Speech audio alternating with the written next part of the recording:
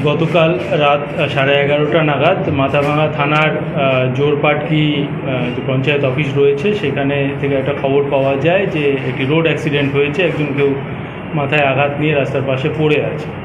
তো প্রথমে এটাকে অ্যাক্সিডেন্টই ভাবা হয়েছিল, কিন্তু পরবর্তীকালে আমাদের একটু সন্দেহ হয়। মাথাভাঙা থানা থেকে অফিসার ফোর্সরা যায় এবং তারা সেখানকার সিসিটিভি ফুটেজ দেখে এবং জানতে পারে যে এইটি রোড ট্রাফিক অ্যাক্সিডেন্ট নয়, বরঞ্চ এটা একটা মার্ডারের ঘটনা।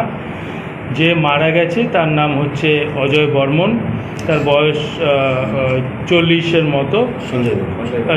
সঞ্জয় বর্মন। তার যে মারা গেছে তার নাম সঞ্জয় বর্মন, বয়স 40-এর মতো।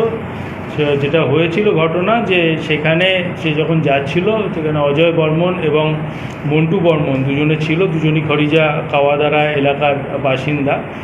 ওইখানে তারা ছিল, তাদের সাথে কোনো বাকবিতণ্ডা হয় এবং অজয় বর্মনের হাতে একটা শাবল ছিল, সেই শাবল দিয়ে সে তার মাথায় আঘাত করে।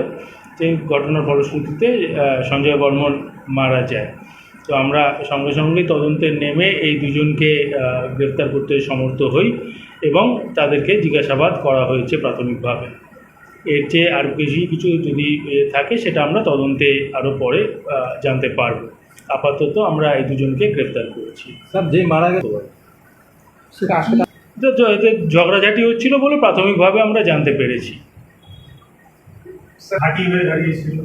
কালকে হচ্ছে ওদের বিরুদ্ধে অভিযান আমাদের রোজই চলে। আপনারা জানেন যে আমাদের একটা স্পেশাল ড্রাইভও ছিল পরশুদিন রাতে, সেখানেও প্রচুর মদ্যপ ধরা হয়েছে এবং মদ বাজেয়াপ্ত করা হয়েছে। হ্যাঁ, কয়দিনের রিমান্ড চাওয়া হবে, দেখে নিচ্ছি আমরা। সেই দুজন ছিল বলে দিচ্ছি তদন্তে বাকি সব পরে বলবো।